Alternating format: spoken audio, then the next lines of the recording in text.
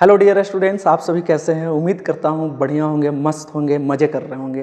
तो हम लोग पिछले वीडियो में 30 नंबर क्वेश्चन यानी 30 नंबर क्वेश्चन तक कंप्लीट किया था और यह आप जानते हैं कि जैक बोर्ड का लास्ट प्रिपरेशन चल रहा है बोर्ड एग्जाम 12th के लिए। तो आज हम लोग इस वीडियो में बात करने वाले हैं my dear students 31 question number 31 से। तो चलिए हम लोग देखते हैं बिना समय गंवाए हुए क्वेश्चन नंबर 31 को। तो 31 बोलता है यहाँ पर कि if mod of vector a is equal to 3 and mod of vector b is equal to 4 है ना। यहाँ मॉड ऑफ वेक्टर a क्या है 3 है, मॉड ऑफ वेक्टर b क्या है 4 है and mod of a plus b means in दोनों को जोड़कर जो मॉड आया है मैग्नीट्यूड, मॉड का मैं सिंपली मॉड बोल दे रहा हूँ, ये मैग्नीट्यूड है ना। तो a प्लस b का मैग्नीट्यूड क्या है 5 है। Then the value of magnitude of a minus b, तब यहाँ पर वेक्टर a माइनस b का मैग्नीट्यूड क्या होगा। तो चलिए यह है हमारा वेक्टर अलजेब्रा है ना। क्या है वेक्टर अलजेब्रा। हम लोग सिंपल अलजेब्रा में थोड़ा सा नज़र दौड़ाते हैं कि अलजेब्रा में अच्छा होता क्या था है ना। ये बात को थोड़ा सा आप समझेंगे तो इस प्रकार का क्वेश्चन बन जाएगा है ना। तो देखिए हमने अलजेब्रा में ये बात पढ़ा है कि जब हमारे पास a प्लस बी का होल स्क्वायर हो, क्या हो a प्लस बी का whole square plus a minus B का होल स्क्वायर हो, तो दिस इज इक्वल टू हम लोग लिखते हैं 2 इंटू ए स्क्वायर प्लस बी स्क्वायर है ना, ऐसा लिखते हैं। इसी तरह से यहाँ पर वेक्टर में भी होता है कि जब मैग्नीट्यूड ऑफ वेक्टर a हो, magnitude of vector a plus vector b है ना, plus magnitude of vector a minus vector b का होल स्क्वायर क्या हो, होल स्क्वायर हो। तो यहाँ पे भी भाई साहब हम लोग इसको लिखते हैं ऐसे कि 2 into magnitude of vector a का होल स्क्वायर प्लस में मैग्नीट्यूड ऑफ वेक्टर b का होल स्क्वायर, हम लोग ऐसा लिखते हैं वेक्टर में है ना। तो देखिए हमसे जो पूछा जा रहा है वो magnitude of a minus B पूछा जा रहा है। तो यहाँ पर magnitude of a plus B हमारे पास क्या है 5 है। तो यहाँ पे हम लोग 5 रखेंगे और इसका स्क्वायर है, इसका क्या है स्क्वायर है, तो स्क्वायर कर दिए। प्लस हमारे पास magnitude of a minus B का होल स्क्वायर है यहाँ पर। और यहाँ देखिए 2 इंटू में मैग्नीट्यूड ऑफ a का whole square means magnitude of a का क्या है यहाँ 3 है। तो आप यहाँ 3 का स्क्वायर करेंगे तो 9 हो जाएगा, 3 का स्क्वायर क्या हो जाएगा 9 हो जाएगा, प्लस मैग्नीट्यूड ऑफ b का होल स्क्वायर। तो यहाँ पर magnitude of b is what 4 है। इस 4 का जब आप स्क्वायर करने जा रहे होंगे तो आपको 16 नजर आ रहा होगा। क्या नजर आ रहा होगा 16। तो यहाँ पर 9 और 16 को आप जब आप ऐड करेंगे तो ये आपको 25 देगा और 25 दूना 50 है ना, 25 दूना 50 हो जाएगा। तो यहाँ पर 50 हो गया। तो थोड़ा सा स्क्रॉल करके आगे बढ़ते हैं। तो देखिए 25 दूना 50 हो गया। अब हमारे पास इधर भी तो नजर दौड़ाना है लेफ्ट में। देखिए ए यहाँ पर 5 का स्क्वायर जब आप करेंगे तो 25 आएगा, प्लस हमारे पास क्या है तो magnitude of a minus B का whole square which is equal to क्या है हमारे पास 50 है, 50 है। तो यहाँ से हम क्या कर सकते हैं कि magnitude of a minus B का whole square is equal to हम लोग लिख सकते हैं 50 माइनस 25 है ना। ये राइट में जाके शिफ्ट होगा माइनस में। तो अब यहाँ पर क्या हो जाएगा, इधर स्पेस है यहाँ आ जाते हैं। तो देखिए magnitude of a minus B, magnitude of a minus B का whole square is equal to 50 में से 25 को जब आप घटा रहे होंगे तो क्या 50 बच रहा होगा, क्या नहीं 50 नहीं बच रहा होगा, आपके पास 25 बच रहा होगा। क्या बच रहा होगा 25। और देखिए यहाँ magnitude of a minus B का होल स्क्वायर है, मैग्नीट्यूड कभी भी माइनस में नहीं होता है ना, ये बात आपको याद रखना है। तो जब a वाला पावर जो है 2 यहाँ पर यह 2 उधर जब जा रहा होगा तो इधर क्या बचेगा a माइनस बी है ना। और a minus B is equal to यहाँ पर 25 का वर्गमूल नजर आएगा आपको है ना, रूट में चला जाएगा। तो 25 का वर्गमूल क्या होगा 5 होगा। मीन्स इस क्वेश्चन के लिए 5 आंसर हमारा सही है। तो आप इस चीज को याद रखें, ऐसा क्वेश्चन आएगा तो आप कर सकें। मीन्स ऑप्शन नंबर बी हमारा करेक्ट ऑप्शन है यहाँ पर। क्लियर है। चलिए नेक्स्ट क्वेश्चन की तरफ चलते हैं माय डियर स्टूडेंट्स। आप लोग अच्छा नंबर लेकर आए हैं ना, और जिस दिन अच्छा नंबर आएगा मेरे चैनल पे जरूर कमेंट करेंगे कि सिंटू सर बहुत अच्छा नंबर आया है, आपने बहुत अच्छा समझाया। और मैं कैसा समझा रहा हूँ आप कमेंट सेक्शन में बातें अपना फेंकेंगे उधर से है ना, फेंकिए, लिख कर फेंक दीजिए मेरा कमेंट सेक्शन में, उससे मैं समझ जाऊंगा कि आपको समझ में आया कि नहीं। देखिए बहुत प्यारा सा क्वेश्चन है वेक्टर में। यहाँ पर बोला जा रहा है, देखिएगा कितना मस्त तरीके से मैं समझाऊंगा इसे। यहाँ पर बोला जा रहा है ना डियर स्टूडेंट्स कि a cross b is equal to 0 है। तो क्रॉस प्रोडक्ट हमेशा वेक्टर आंसर देता है ना, क्रॉस प्रोडक्ट। तो ये चलिए 0 लिखा है, लिख सकते हैं, कोई बात नहीं, जीरो वेक्टर कहने का मतलब जीरो ही होता है और हम लोग जीरो वेक्टर भी लिख सकते हैं, इसलिए इससे आपको कोई परेशानी तो नहीं होना चाहिए, है ना। चलिए आइए, अब यहाँ पर बोल रहा है कि a डॉट बी जो है हमारे पास, a डॉट बी जो है, ए भी जीरो है, ए भी क्या है, जीरो है। थोड़ा सा मैं इसको अगर नीचे लिख दूं तो आपको ज्यादा समझ में आ जाएगा बात। अरे यार चल रे भाई, ऐसे आ जा।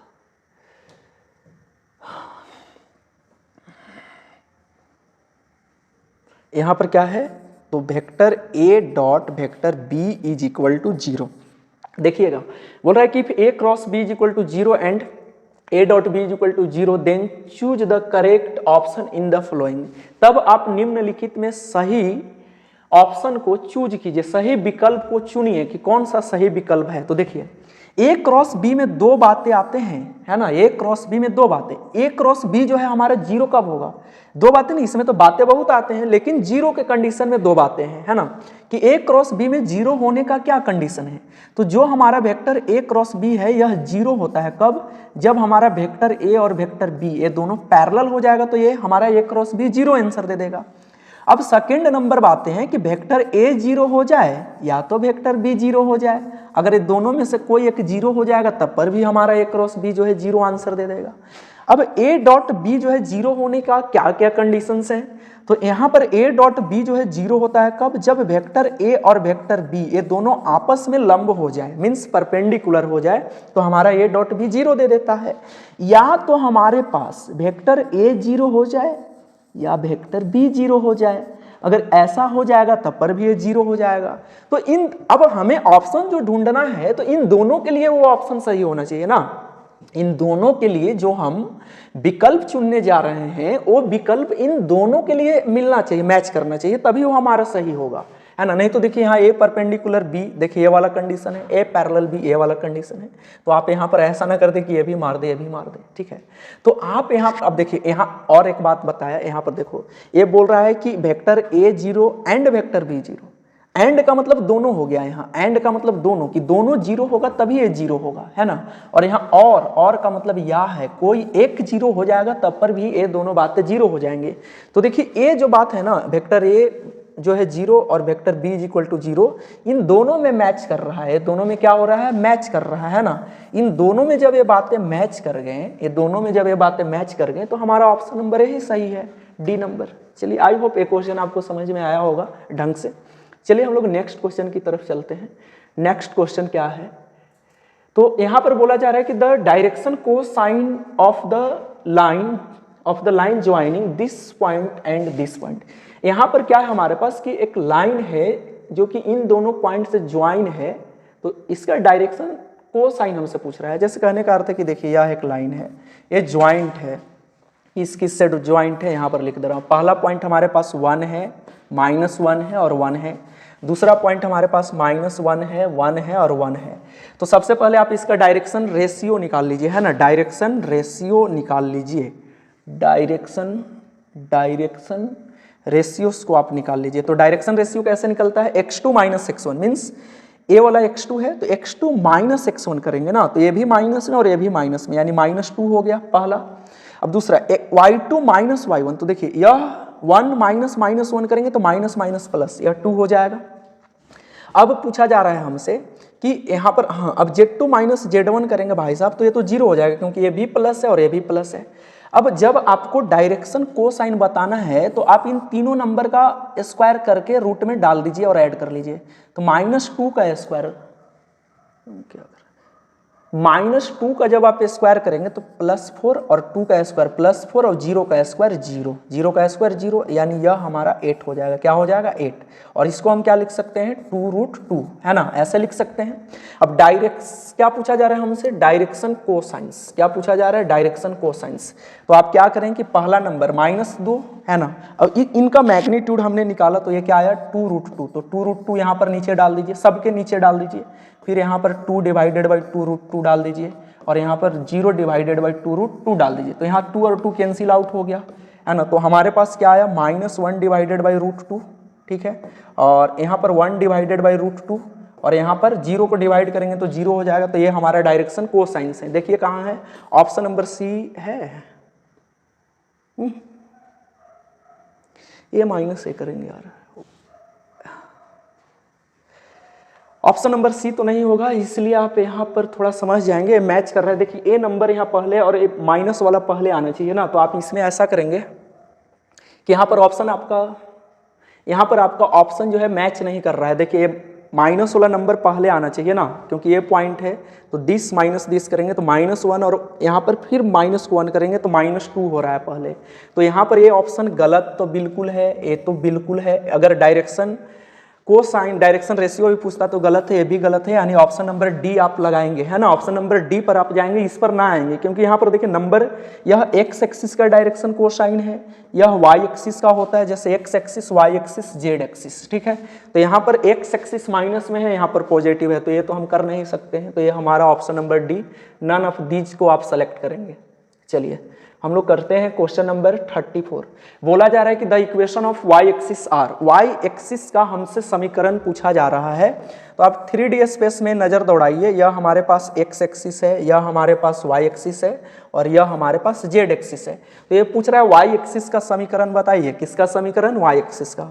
तो इस वाई एक्सिस का जब आप समीकरण बताएंगे तो वाई एक्सिस पर एक्स का वैल्यू साहब 0 होगा और जेड का वैल्यू 0 होगा। तो यही हमारा इक्वेशन है ना, कि एक्स एक्सिस का वैल्यू 0 और जेड एक्सिस का वैल्यू 0 वाई एक्सिस पर। तो हमारा इक्वेशन यही है, वाई एक्सिस का एक्स का वैल्यू 0 और जेड का वैल्यू 0। हाँ, ऑप्शन नंबर बी जो हमारा है करेक्ट ऑप्शन है। समझ में आ रहा है मेरे प्यारे प्यारे बच्चों, मेरे प्यारे प्यारे भाई, मेरे प्यारे प्यारे बहन लोग देख रही होंगी, आप सभी का अच्छा रिजल्ट आए। मैं यही प्रार्थना कर रहा हूँ गॉड से कि सभी बच्चे अच्छे नंबर से पास हो जाएं, है ना। और मेरा वीडियो को थोड़ा लाइक, शेयर और सब्सक्राइब करें, है ना, हैप्पी मूड के साथ, तो मुझे भी मज़ा आएगा कि सब लोग मुझे सपोर्ट कर रहे हैं।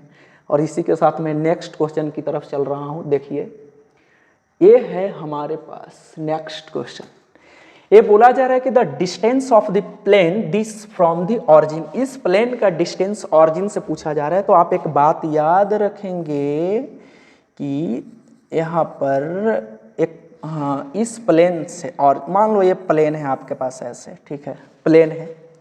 इस प्लेन का समीकरण हमारे पास है A X plus B Y plus C Z is equal to D, और इस पॉइंट से x1, y1 और z1, यहाँ से हमें डिस्टेंस बताना है, मीन्स d बताना है। तो हम इसका डिस्टेंस कैसे निकालते हैं, यह क्या है भाई साहब, दिस इज प्लेन, ठीक है ना। तो इसका डिस्टेंस हम देखिए कैसे निकालते हैं, याद रखेंगे। यहाँ हम लोग इसका डिस्टेंस निकालते हैं A X one plus B Y one plus C Z one minus D, अच्छा स्मॉल डी है ना यहाँ, तो माइनस डी आप यहाँ पर रखेंगे, ठीक है, minus D divided by under root A square plus B square, है ना। किसी भी पॉइंट से प्लेन का डिस्टेंस पूछा जाएगा तो इस फॉर्मूला को आप यूज करेंगे। तो देखिए हमारे पास ऑरिजिन से डिस्टेंस पूछा जा रहा है, तो मैं यहाँ पे ही लगा देता हूँ इसको, देखिएगा ध्यान से, ऑरिजिन से डिस्टेंस। तो ये वाला ऑरिजिन से पूछा जा रहा है, तो ये पॉइंट ऑरिजिन पर है, तो 0 0 है, तो 0 0 है, तो ये भी पार्ट 0, ये भी पार्ट 0, ये भी पार्ट 0, दिस, और इसको इक्वल टू में ले जाएंगे तो माइनस में चला जाएगा और इधर आके प्लस में बैठेगा, मीन्स ये हमारे पास 14 ऊपर में रहेगा। और नीचे हमें क्या करना है, तो नीचे करना है 2 का स्क्वायर। देखिए ए है यहाँ पर, तो ए का स्क्वायर, तो यहाँ 2 का स्क्वायर, -3 का स्क्वायर करेंगे 9 होगा, और 6 का स्क्वायर करेंगे तो 36 होगा। तो ऊपर हमारे पास 14 मीन्स 14, और यहाँ 9 4 13 और 36 को ऐड करेंगे आप, तो क्या आएगा आपके पास, 49 आएगा, है ना, अंडर रूट के अंदर में 49। तो यहाँ से आपके पास ऊपर से 14 और नीचे से 7, 7 दूना 14, यानी आंसर आपका क्या हो गया, 2 हो गया। Distance of this plane from the origin क्या है, 2। क्लियर है। चलिए नेक्स्ट क्वेश्चन की तरफ हम लोग चलते हैं।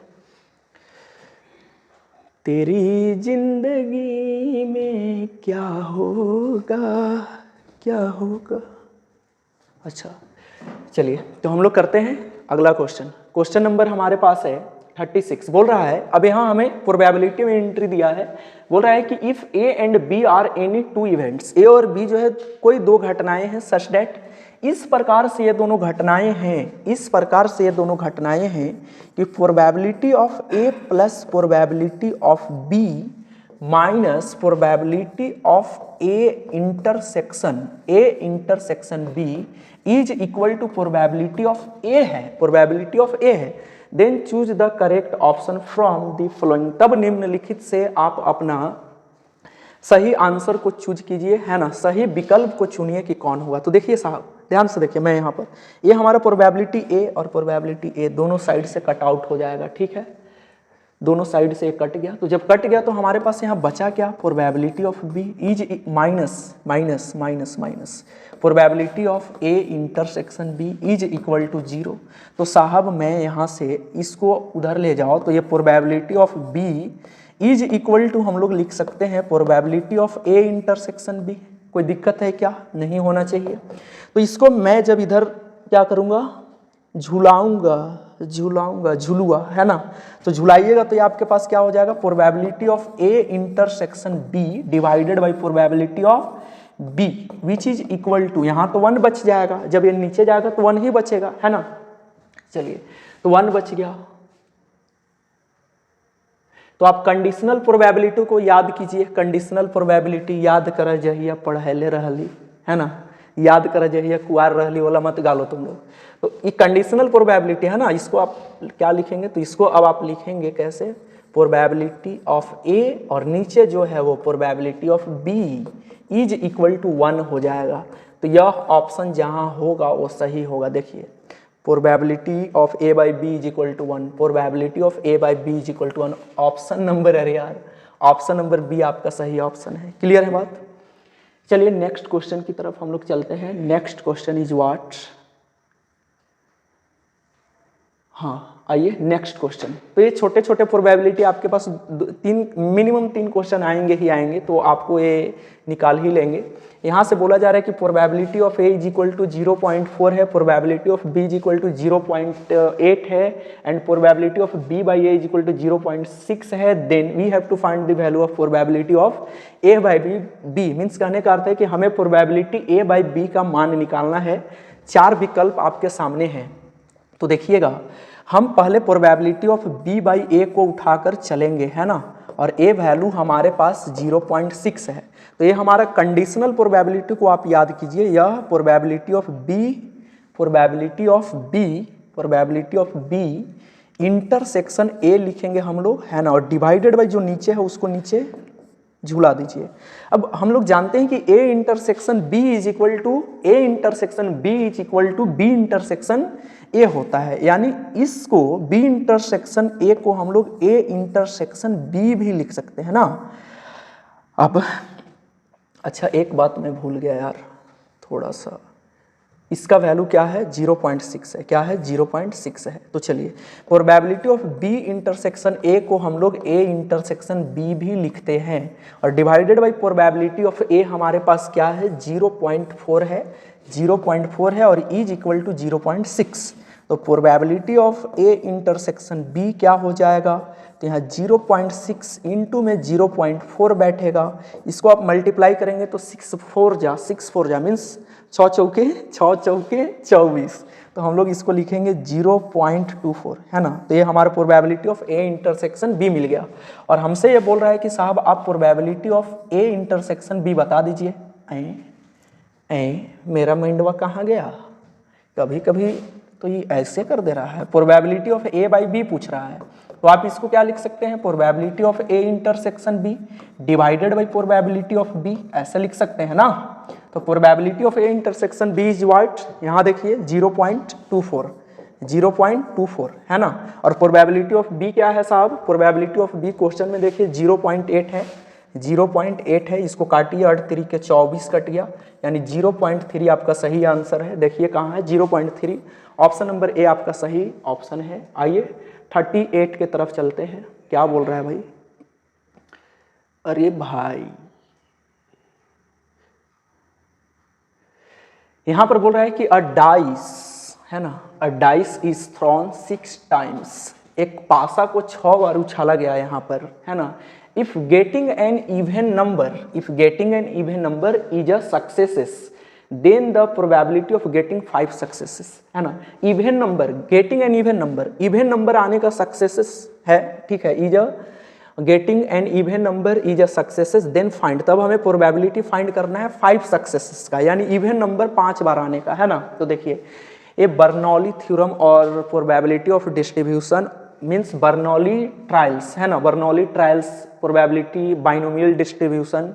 तो वहाँ पर आपका ये आइडिया होना चाहिए, एक्सरसाइज प्रोबेबिलिटी में हम लोग 6.5 करते हैं तो वहाँ बाइनोमियल डिस्ट्रीब्यूशन हमें नज़र आता है, ठीक है। तो वहाँ से इसको आप करेंगे। नंबर ऑफ ट्रायल्स क्या है यहाँ पर 6 है, तो नंबर ऑफ ट्रायल्स जब 6 है तो n हमारा यहाँ 6 हो जाएगा, ठीक है, n 6 हो जाएगा। अब यहाँ पर 2 ही इवेंट होते हैं, एक सक्सेसेस होता है और एक क्या होता है, फेल्यूर होता है। तो सक्सेसेस को हम लोग P से डिनोट करते हैं, किससे, P से डिनोट करते हैं ना, सक्सेसेस को P से डिनोट करते हैं। तो यहाँ इवन नंबर आने का है, तो एक डाई में हमारे पास 3 इवन नंबर होते हैं और 3 क्या होते हैं, ऑड नंबर। और यहाँ पर जो हमारा प्रोबेबिलिटी ऑफ सक्सेसेस और प्रोबेबिलिटी ऑफ फेल्यूर जो होता है वो दोनों सेम होते हैं ना। तो 3 इवन नंबर होता है और 3 हमारे पास ऑड नंबर। तो 3/6 करने पर आपको ये क्या मिलेगा, 1/2। इसी तरह से ये नंबर क्या है, प्रोबेबिलिटी ऑफ सक्सेसेस। अब प्रोबेबिलिटी ऑफ फेल्यूर निकालेंगे तो वो Q होता है और इसको हम लोग 1 - P निकालते हैं। तो देखिए यहाँ 1 - 1/2 जब आप करेंगे तो आपको ये भी 1/2 मिल जाएगा, है ना। तो यहाँ से इसे निकालने का क्या तरीका है, probability of x = small x। Small x is what, number of successes कौन, गेटिंग 5 सक्सेसेस, है ना। तो ये होता है NCX P के पावर x और Q के पावर n-x, ठीक है। अब हम कैसे एग्जाम में समझेंगे कि भाई साहब बाइनोमियल डिस्ट्रीब्यूशन और बर्नौली ट्रायल से हमें ये क्वेश्चन करना है। तो आपको यहाँ पर जो भी क्वाइंस होंगे या डाइस होंगे वो फाइनाइट टाइम्स जो है थ्रो किया हुआ रहेगा, है ना, और टॉस किया हुआ रहेगा। तो ये जैसे 5 बार 7 बार ऐसे करके, तो आपको ये बात समझना है कि हमको ये चीज़ लगाना है। तो देखिए x = स्मॉल x क्या है हमारे पास, 5। नंबर ऑफ ट्रायल्स क्या है, 6 हैं, यानी यहाँ पर 6 हो जाएगा, यहाँ पर C 5 हो जाएगा, P हमारे पास 1/2, x का वैल्यू 5, Q हमारे पास 1/2 और n हमारे पास 6 और x हमारे पास क्या है, 5 है। ये फार्मूला आप याद रखेंगे, है ना। एक क्वेश्चन आपको नजर आएंगे इससे।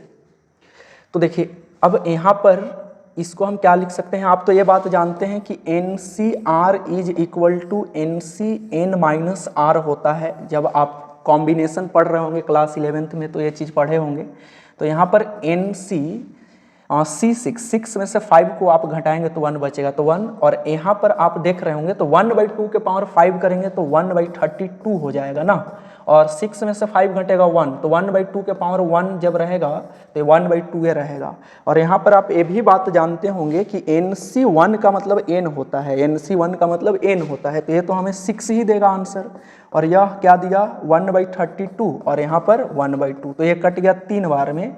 तो ये हमारे पास आ गया 3/32 हमारा राइट आंसर है, ठीक है। 3/32 is right answer for this question. चलिए तो हमारे पास ऑप्शन नंबर कौन है, ऑप्शन नंबर ए सही ऑप्शन है। क्लियर है बात। नेक्स्ट क्वेश्चन की तरफ चलते हैं, 39, इसके बाद 40, है ना। और ये हमारा कंप्लीट हो जाएगा क्योंकि आपके पास पेपर 1 में MCQ में 40 क्वेश्चन ही पूछे जाएंगे, मीन्स 40 क्वेश्चन रहेगा टोटल।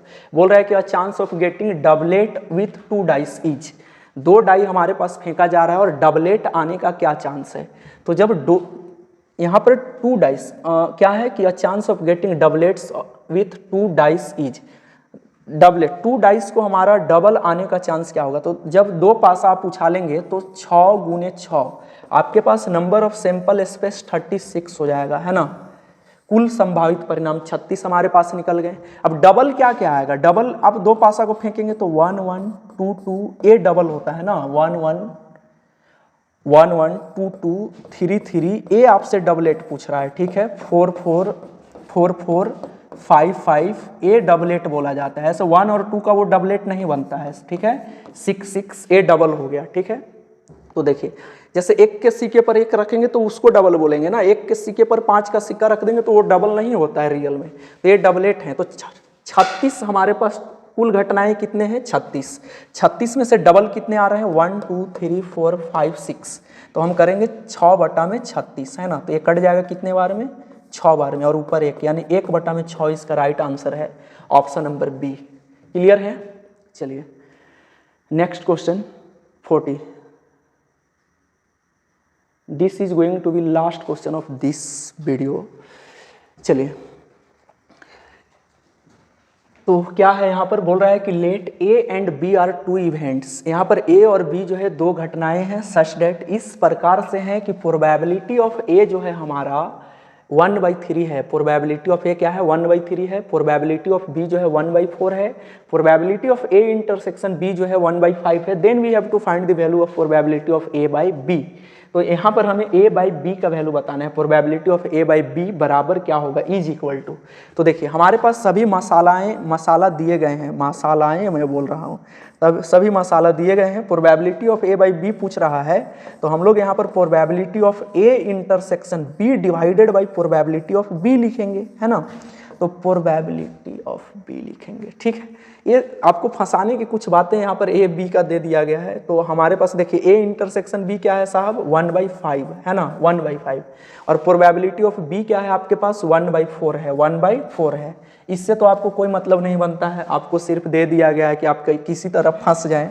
तो ये हमारा 4 जंप करके ऊपर पहुँच जाएगा और 5 नीचे रहेगा, यानी 4/5 हमारा राइट आंसर है इसके लिए.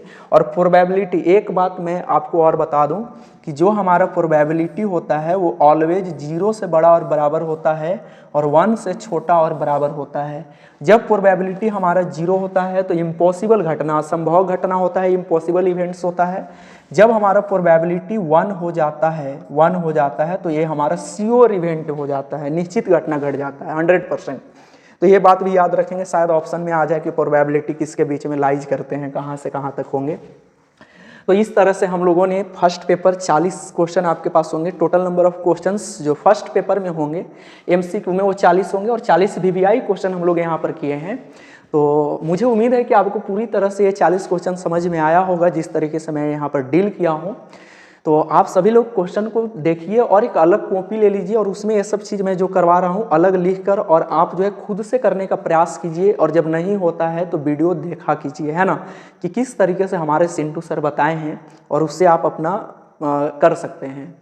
तो आप इस वीडियो में इतना ही. और आप जो है, मैं क्या एक ही बात बार बार बोलूँ, आप जान ही रहे हैं कि मुझे क्या चाहिए, है ना. मैं तो यहाँ से दे रहा हूँ, आपसे पैसा तो नहीं चाहिए. सिर्फ आपका जब नीचे जाएंगे तो एक बटन होगा सब्सक्राइब का, उस बटन को आप दबाइए, बस इतना ही करिए. और लाइक शेयर सब्सक्राइब इतना बात करिए. तो फिर मिलते हैं नेक्स्ट वीडियो में. तब तक के लिए जय हिंद, जय भारत.